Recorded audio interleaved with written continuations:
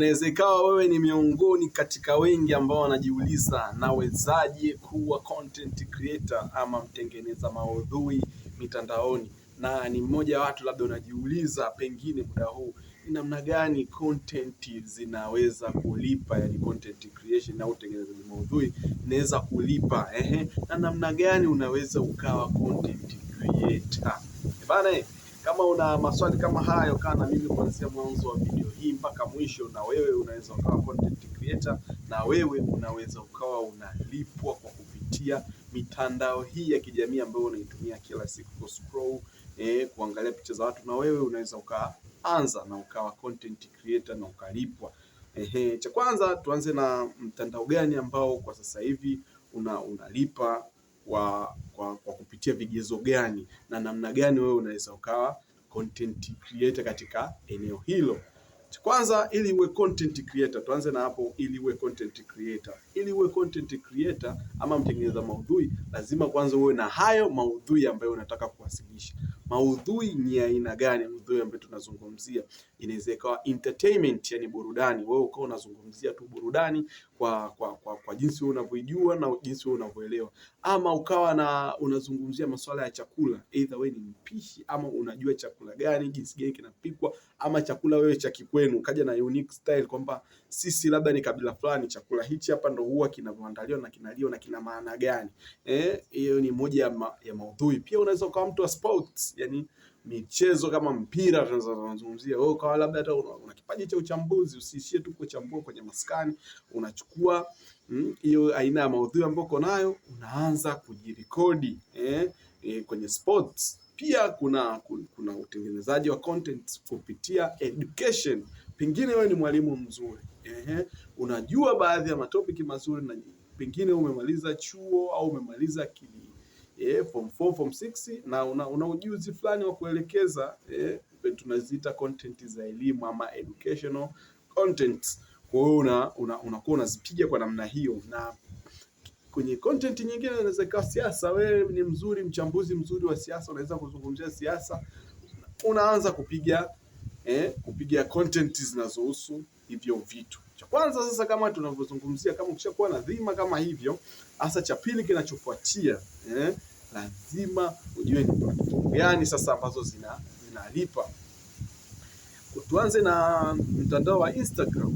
Instagram hailipi kwenye kutengeneza content kupitia Instagram, ila unaweza kupata matangazo. Yani IG kule haulipwi na Instagram, but ukiwa na namba kubwa, ukiwa na followers, ukiwa na likes nyingi, comments nyingi, unaweza probability kubwa kupata matangazo kupitia makampuni mbalimbali ya kibiashara. Hivyo Instagram hailipi kwa kutengeneza maudhui moja kwa moja kutoka Instagram, ila unaweza ukapata endorsement. Wengi sana wenye followers wengi, wenye namba kubwa ya watu wanapata endorsement kama hizo. Mtandao mwingine ni TikTok. Hii mtandao sana umekaa ki-entertainment zaidi. Kule TikTok pia hawalipi moja kwa moja. Bado Tanzania hatujapata kitu kinachoitwa kulipwa na TikTok ambao wanaita monetization. Hivyo bado TikTok bado hatujaanza kulipwa. Hivyo TikTok unalipwa kwa kupitia live, kwenda live. Ukiwa na live watu ndio wanakulipa wewe, ila sio TikTok wenyewe.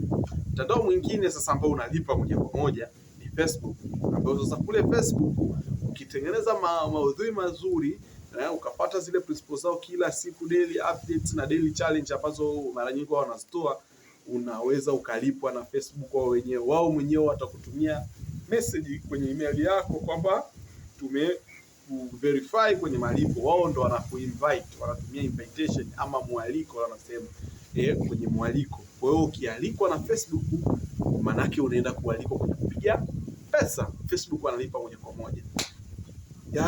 Mtandao mwingine ni YouTube. Sasa hii unalipwa kabisa na YouTube, na watu wengi, mamilioni ya watu duniani wanalipwa kupitia YouTube. YouTube yenyewe ni ya wote wauaga wanasema, ila wao wanataka ufuate tu vigezo na masharti. Bana, YouTube wao wana vigezo na masharti. moja ya kigezo chao ni ufikishe subscribers 1000. Ukishafikisha subscriber 1000 ni moja ya kigezo ambacho wao wanakitaka. Kingine ufikishe masaa 4000, yani kwenye content ama maudhui ambayo umeyaweka uko ndani yawe yana jumla ya masaa yani 4000, yani watu waangalie kwa masaa 4000. Hapo utaanza kulipo moja kwa moja. Pia na kuna kigezo kingine ambacho hapo utengeneze maudhui ya mbeni ya kwako. Hakikisha haya maudhui ambayo unatengeneza yanaweza ni ya kwako moja kwa moja. Ukiwa unajirekodi kama hivi ama unapika ama unafanyaje ama unaelezea kuhusiana na muziki, siasa, jamii ama skills ama ufundi wowote ambao uko nao, una ujuzi fulani, unaelezea idea mbalimbali ama skills fulani una demonstrate, hakikisha zinakuwa za kwako. Hivyo mtandao ambao unalipa sana na unalipa sana watu wengi ni YouTube. Hivyo ukifikisha tu vigezo na masharti na ukiwa na